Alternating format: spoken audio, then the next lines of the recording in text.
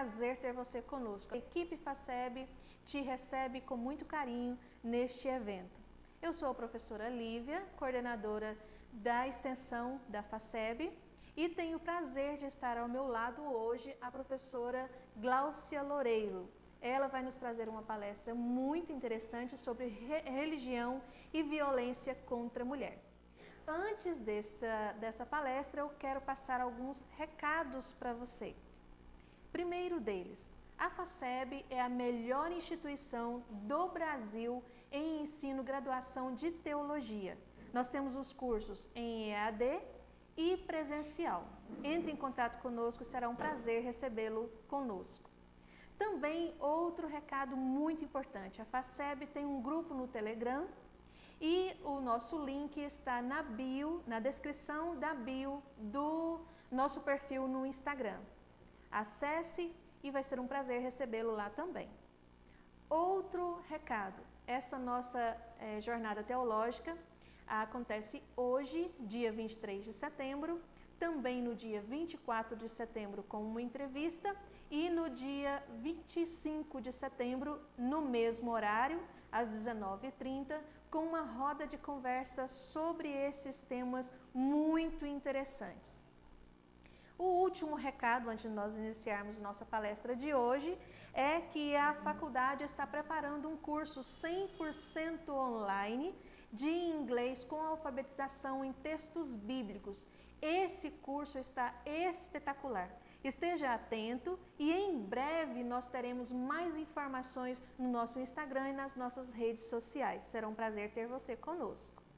Agora vamos iniciar a nossa palestra de hoje.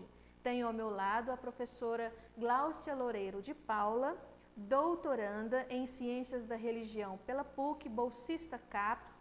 Também ela é pastora, teóloga e pedagoga.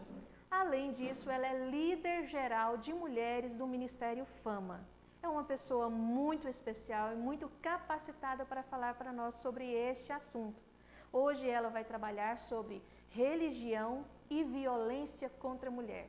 Um tema extremamente atual e muito importante de ser discutido em nosso meio. Então, com a palavra, a professora Gláucia, logo após a nossa tela de espera, a professora Gláucia já iniciará a nossa palestra. Ao final, nós nos despediremos e agradeço a você desde já a sua participação.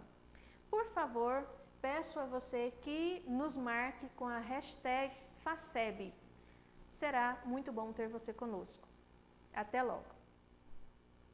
Boa noite a todos. É um privilégio para mim poder estar com você nesta noite para compartilharmos um pouquinho a respeito do tema religião e violência contra a mulher.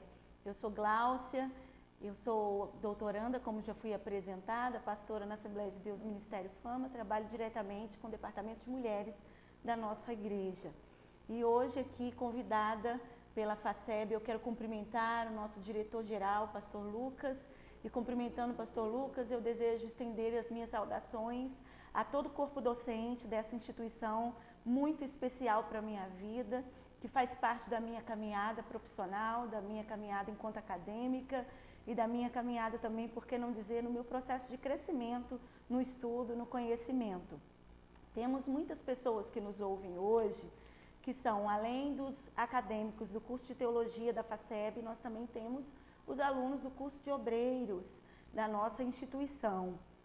E além dos alunos do curso de obreiros, temos também familiares, amigos e até também alguns irmãos da igreja que talvez tenham a impressão de que o conteúdo nesta noite possa ter um teor de pregação. E esse não é o objetivo.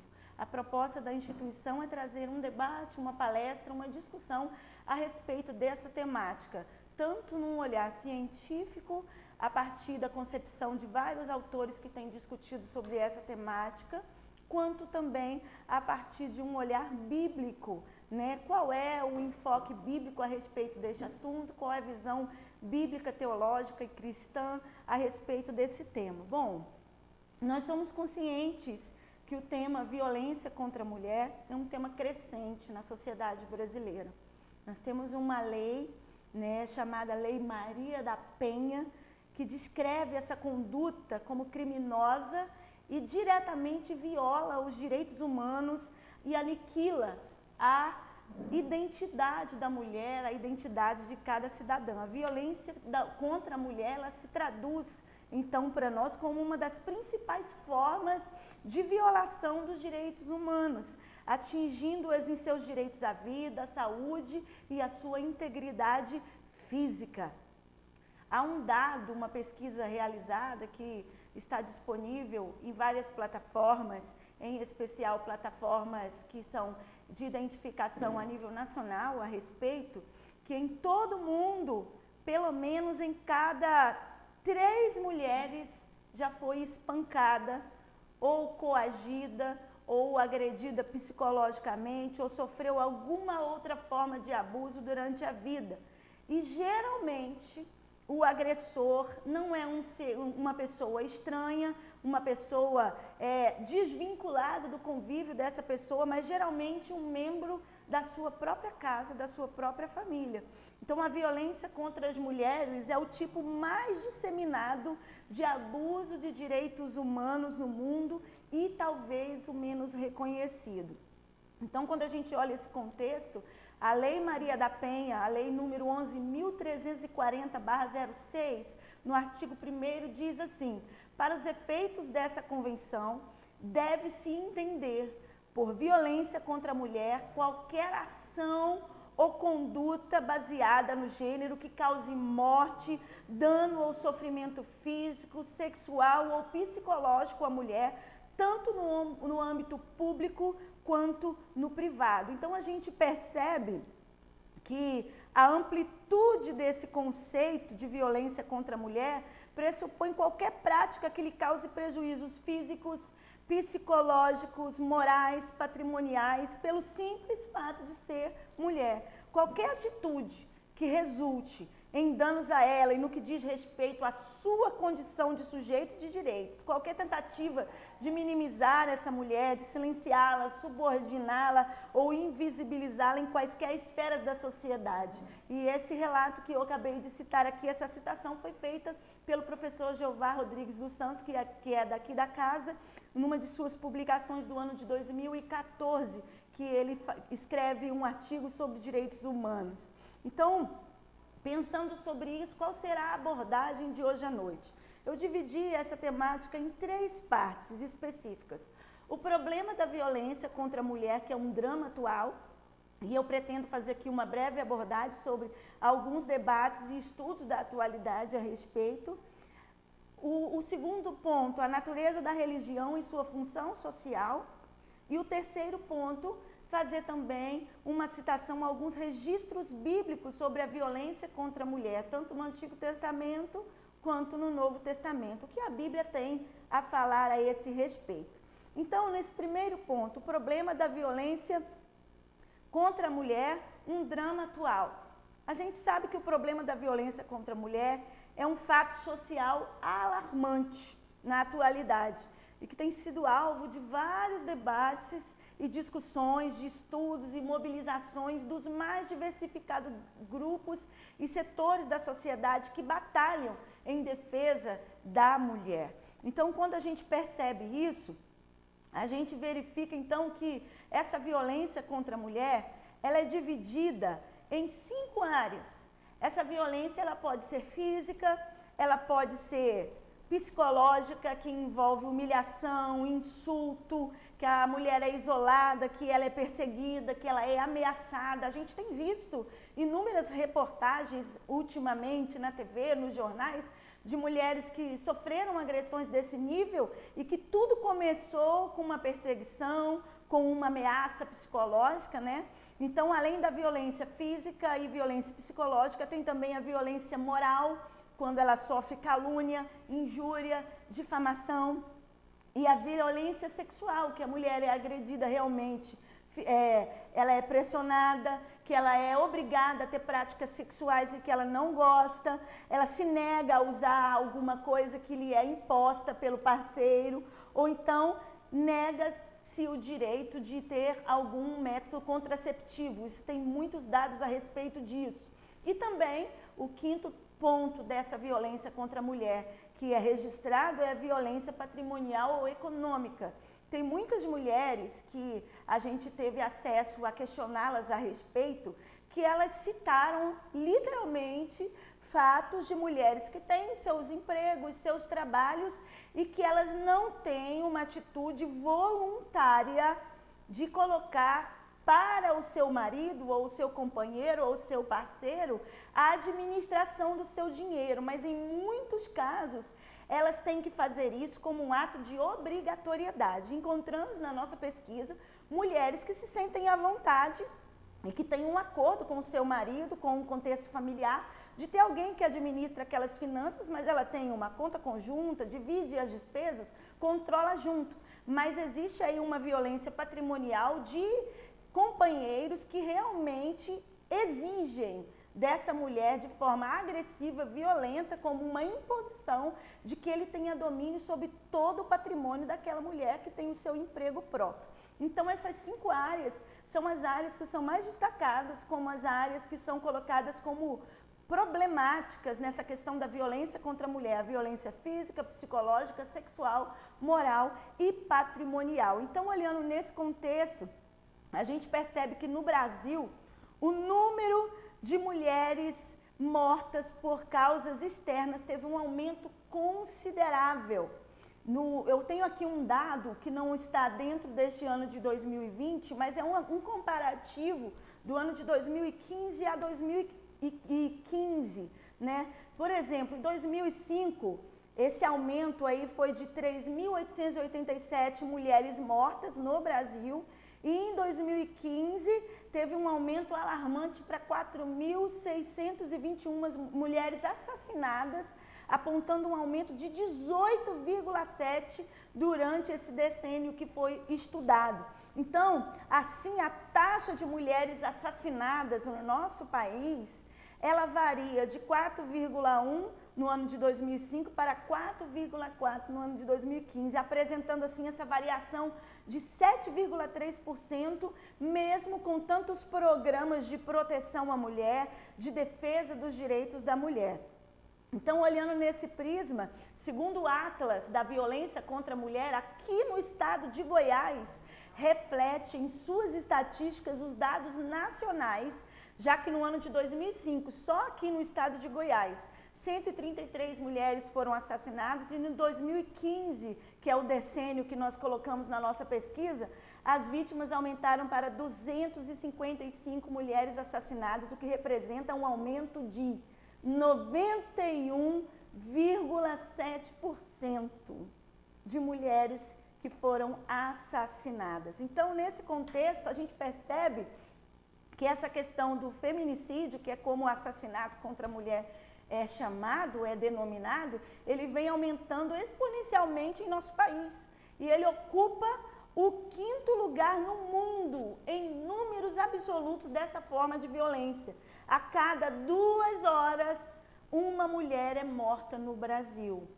Então, no feminicídio, há uma complexidade, pois seus limites são indefinidos, justamente porque o amor, o ódio convivem naquele mesmo ambiente, a vítima e o algoz têm relação de proximidade, de intimidade, são companheiros, às vezes namorados, amantes, marido e mulher, até que o ódio e a violência tomam a frente dessa relação, da cena da vida dessas pessoas, e a morte ocupa o lugar na vida dessas pessoas, né?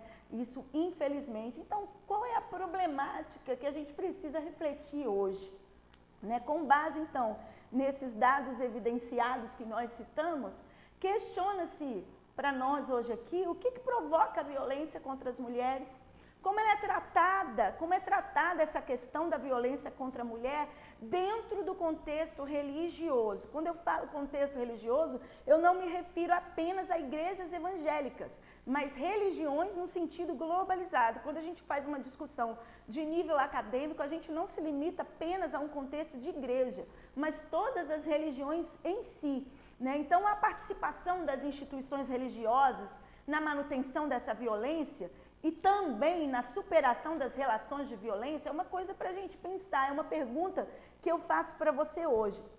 Então, a suposição aqui da nossa pesquisa é que há uma ausência de uma conclusão efetiva sobre a temática, mas há uma ambiguidade. Tanto as instituições religiosas, elas podem cooperar para a reprodução da violência, como também elas podem representar um motivo de recuperação a essas mulheres. Tem esses dois lados, essas duas faces da moeda. Então, com base nesse contexto, eu quero entrar com você já no segundo tópico da nossa discussão de hoje à noite, entendendo a natureza da religião e a sua função social.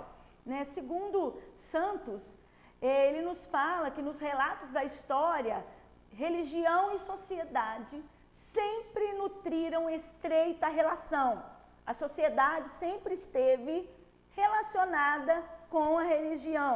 As civilizações antigas, elas já vinculavam o conceito de justiça, de ordem, de inomia às práticas religiosas, né? A religião legitima a ordem social. Essa é uma citação de Bourdieu.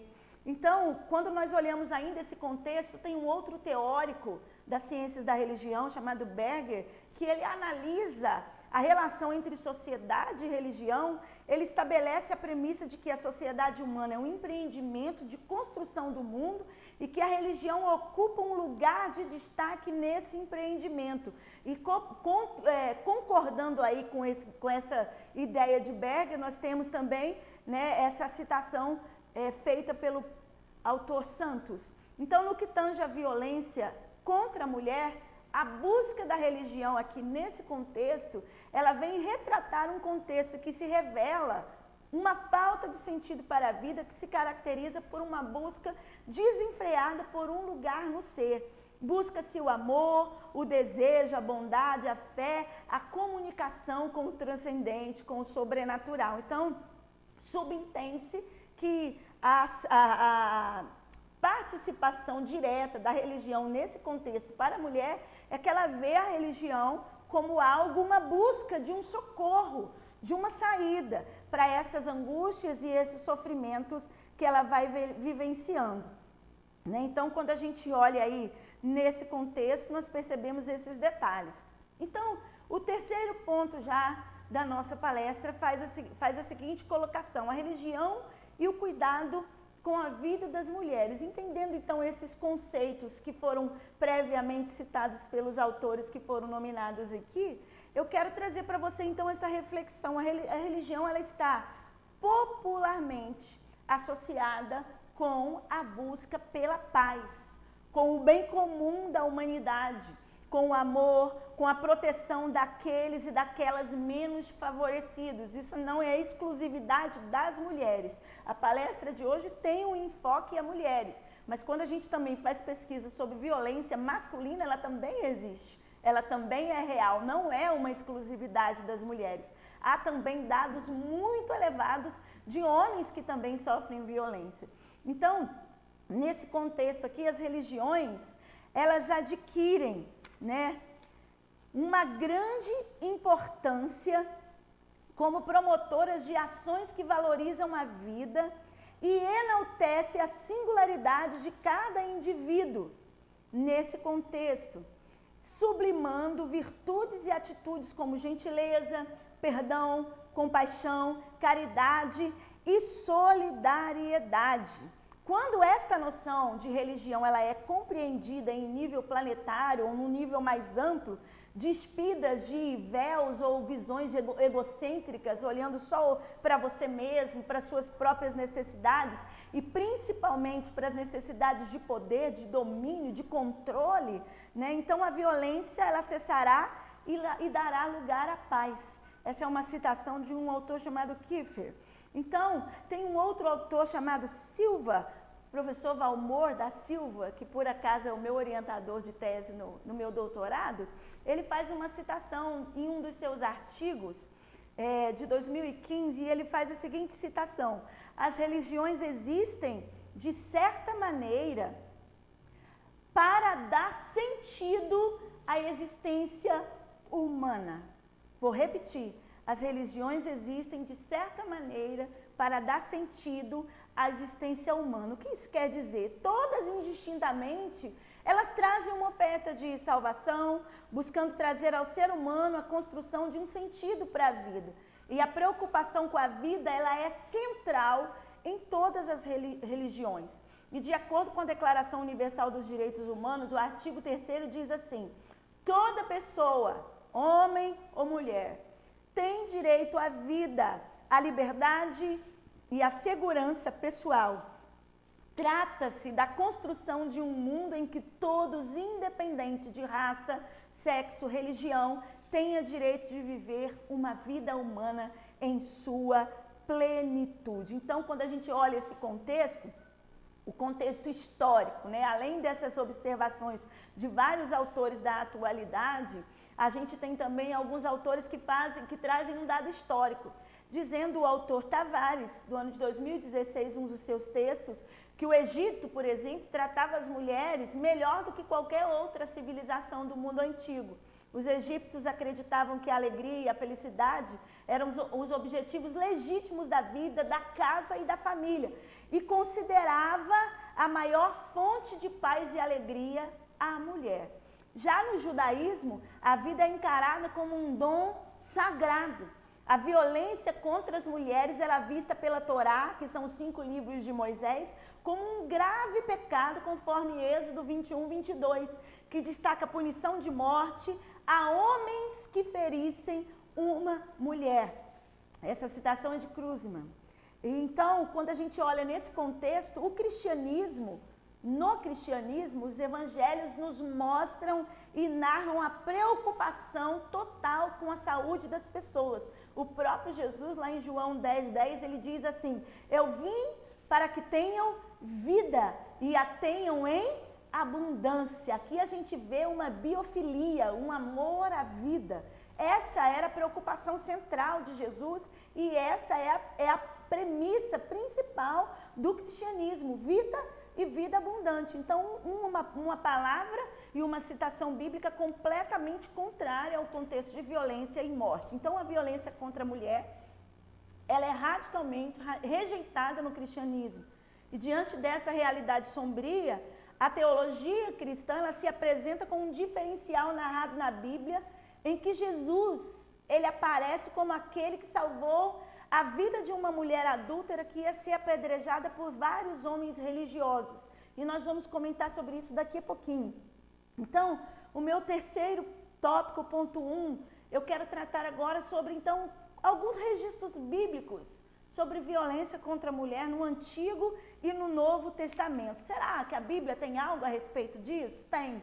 No Antigo Testamento, se você for ler lá em 2 Samuel, no capítulo 13, você vai ver narrado uma triste história de uma violência que sofreu uma jovem chamada Tamar.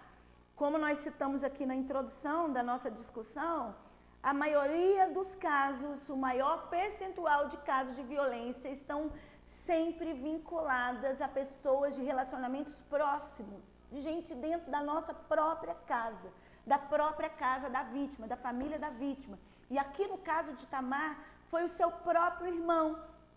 E quando a gente vê essas histórias, né, é um relato tratado no Antigo Testamento de um ato que não foi assim, eu fiz sem querer, não, foi um ato premeditado.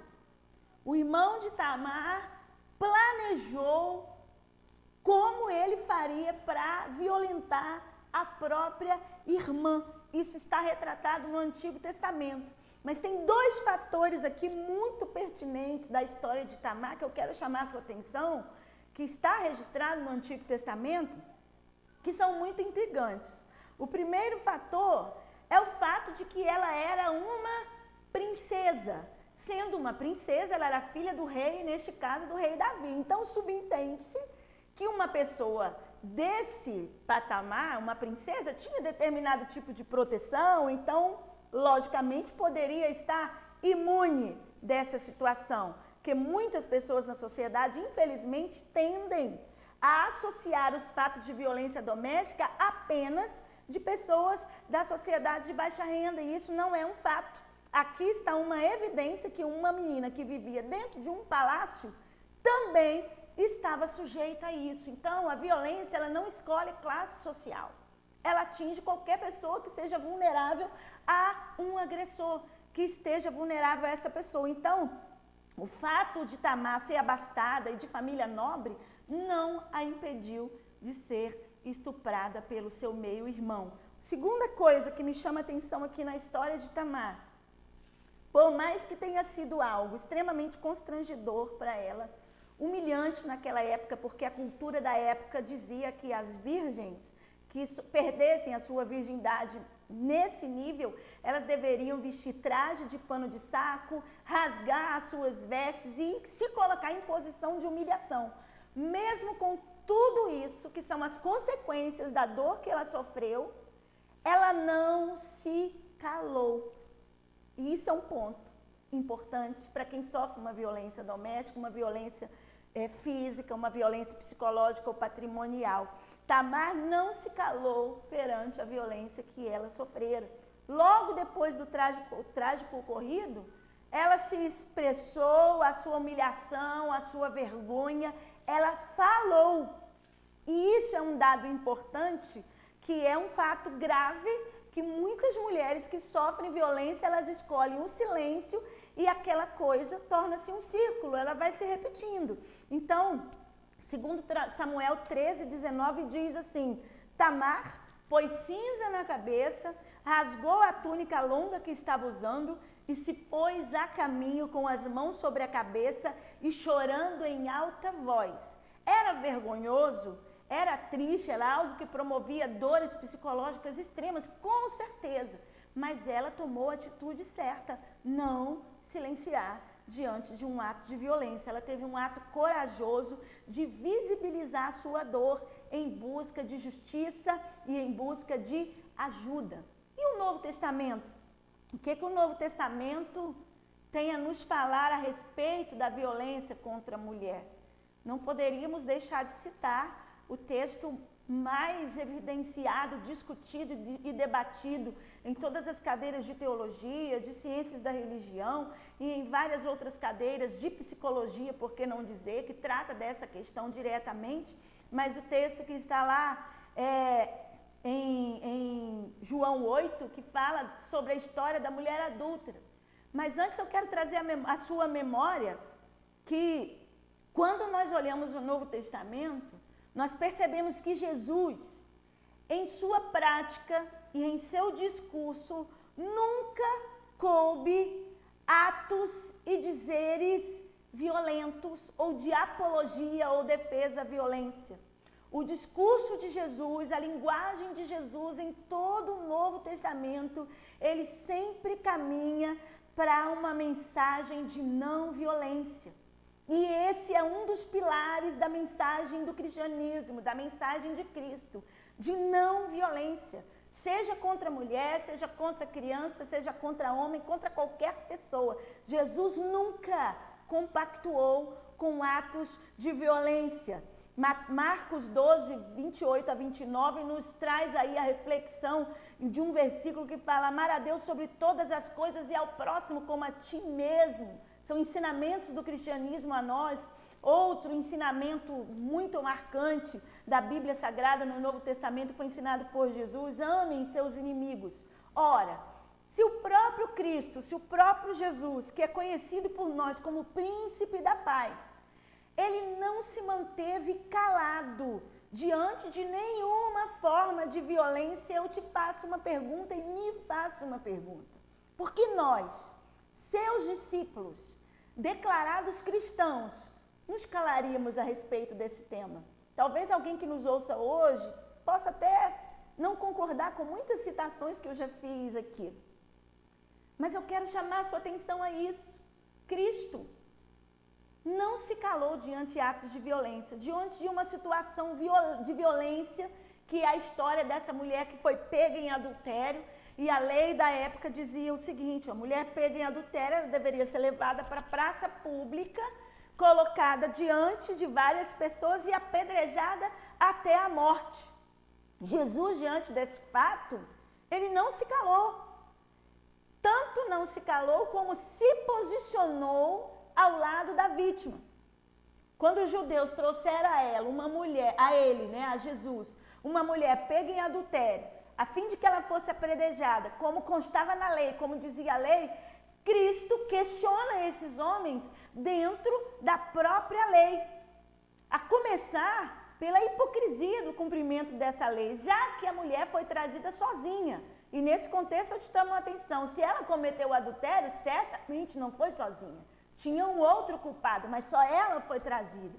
E se era um flagrante de adultério, onde estava o homem que também deveria, no caso, ser apedrejado até a morte segundo a lei, né? Levítico 20:20 relata esse contexto, essa questão da legislação que regia o povo judeu. Então Jesus, ele faz uma célebre observação, ó, quem não tiver pecado, ou seja, você que está imune, isento e se sente realmente livre de qualquer acusação, de qualquer culpa, atira a primeira pedra.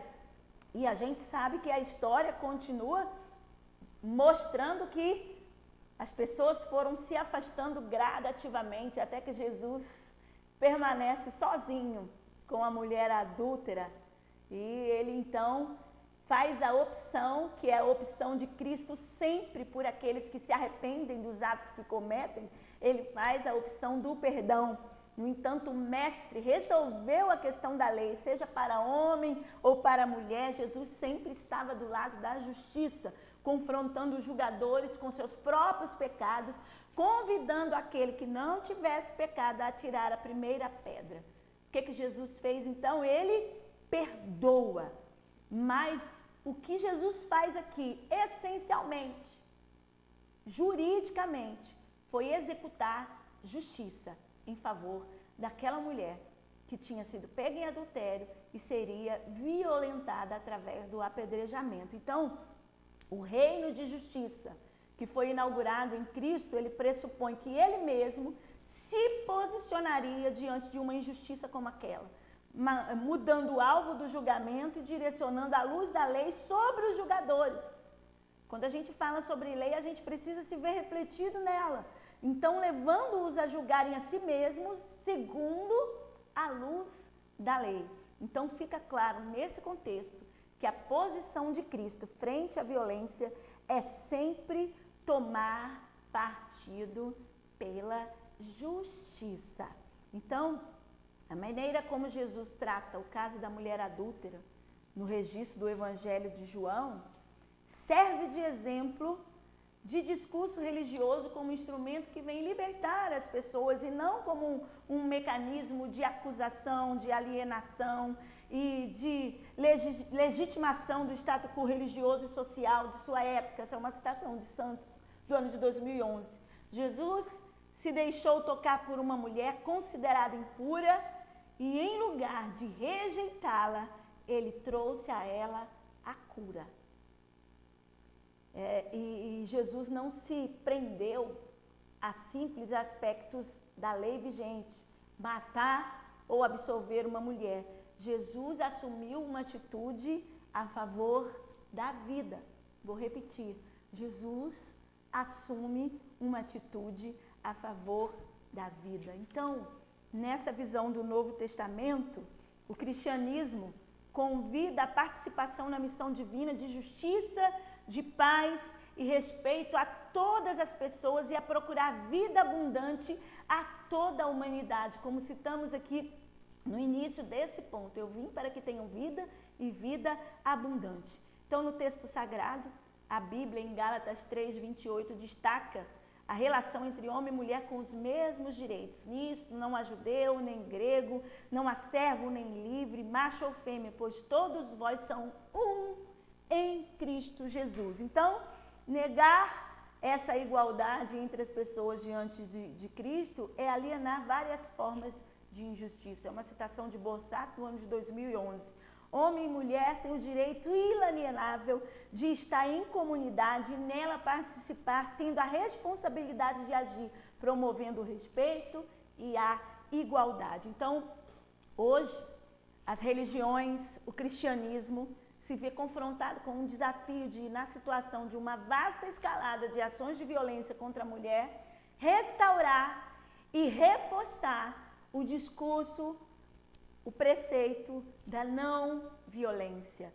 diante da realidade lamentável e dolorosa em que seres humanos tiram a vida dos outros ou de outras por não aceitar a sua diferença ou religião, por poder contribuir com uma palavra própria e diferenciada, por seu papel libertador e de promoção da paz. Então, o ambiente religioso, ele geralmente passa a ser um lugar de refúgio, um lugar onde a mulher que sofre violência, ela busca ajuda, ela busca auxílio, ela busca acolhida.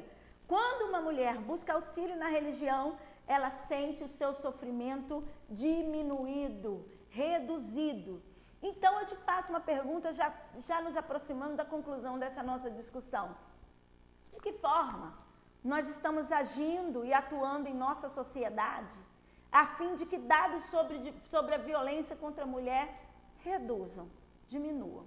Como que a gente tem agido? Pense nisso. Que influência nós exercemos? Que relevância, enquanto representantes religiosos, nós temos na sociedade? São 166 milhões de pessoas neste mundo que se declaram sal da terra e luz do mundo, pregadores do evangelho do amor e da paz de Cristo. Que diferença esses 166 milhões de pessoas estão fazendo na sociedade? O que acontece quando casos de violência contra a mulher batem na porta dos nossos templos, das nossas casas? Que postura nós temos quando chegam em nossos gabinetes, ou em nossas salas, ou em nossos locais de atendimento, esposas, filhas, namoradas, ou mulheres que sofrem abuso no seu trabalho por parte de homens que deveriam talvez respeitá-las, protegê-las e amá-las? Como que a gente tem reagido quando a gente se depara com essas situações? Enquanto representantes ou atuantes religiosos nessa sociedade, como cristãos em especial, nós precisamos ter uma reflexão sobre o papel da religião na vida das mulheres. A abordagem da violência pelo prisma da religião é o grande desafio e necessidade da atualidade. Aí você pode estar se perguntando aí assistindo, que caminhos que a gente deve tomar? Eu quero te apontar aí pelo menos 4 caminhos rapidamente.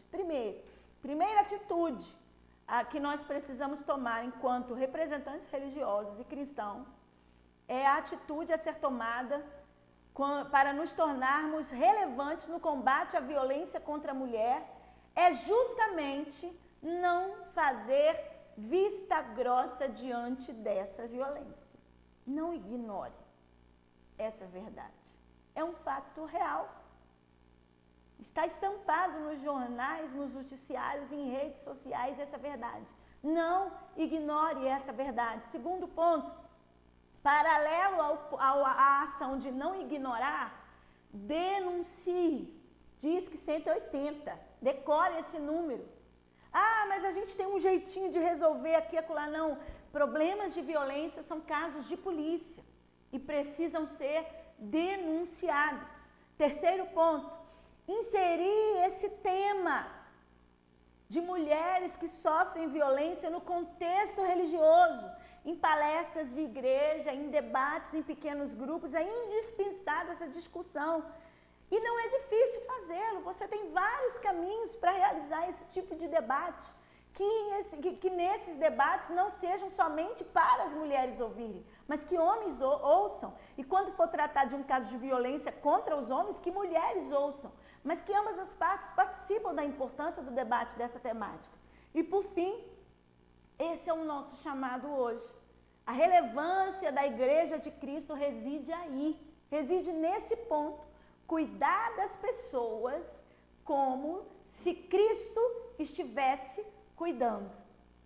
O cristão não costuma se denominar como um representante de Cristo na terra? No seu lugar, o que Jesus faria?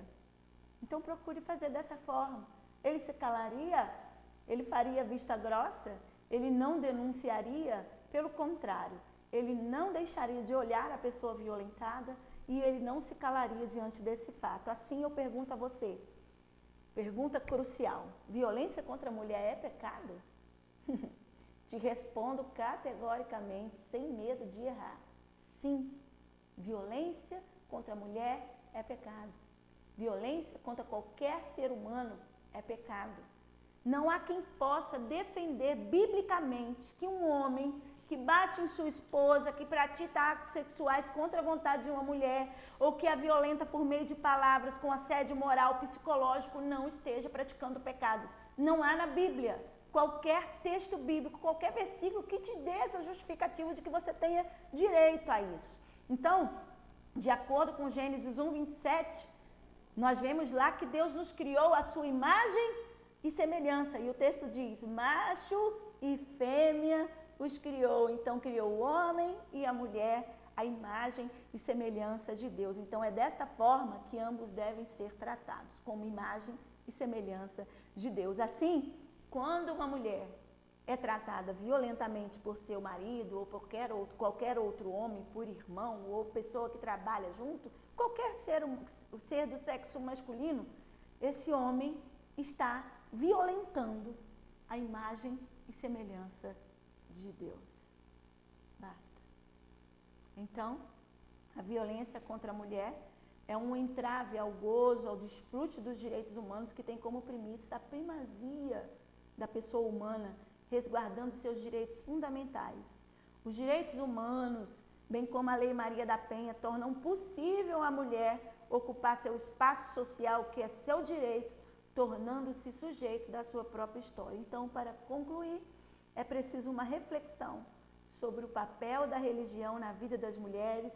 A abordagem da violência pelo prisma da religião é um grande desafio e necessidade em nosso contexto sociocultural, tão marcado pela religiosidade. E os tabus religiosos, que muitas vezes colaboram para manter a mulher que sofre violência em seu relacionamento, eles precisam ser desconstruídos. A falta de preparo para lidar com situações de violência contra as mulheres também pode contribuir a alimentar os mitos religiosos que compactuam com essa realidade. Acredita-se, então, que uma correta formação doutrinária, bíblica, teológica, conhecimentos legais, possibilite uma maior conscientização acerca da posição de cada indivíduo na sociedade, a fim de delimitar seus direitos, seus deveres e evidenciando o nível de respeito que ele deve ter pela vida do próximo, zelando pela sua integridade física, moral e intelectual. Então, o indivíduo que aprende de forma correta e salutar os ditames da religião, os ditames do cristianismo, os ditames da Bíblia Sagrada, é capaz de discernir o seu papel no mundo e ser capaz de enxergar o próximo na mesma instância. Então, eu espero nesta noite que você tenha entendido e alcançado a compreensão real do que nós pretendíamos compartilhar com você hoje, que essa palestra, que essa discussão possa contribuir para ampliar a sua visão a respeito dessa temática. Eu quero agradecer à professora Lívia, que é a coordenadora do curso de extensão da Faculdade Assembleiana do Brasil, agradecer a toda a direção da instituição por esse privilégio e a oportunidade de poder compartilhar nessa noite um tema tão relevante, tão importante e necessário nos nossos dias. Muito obrigada, professora Lívia, obrigada a todos vocês.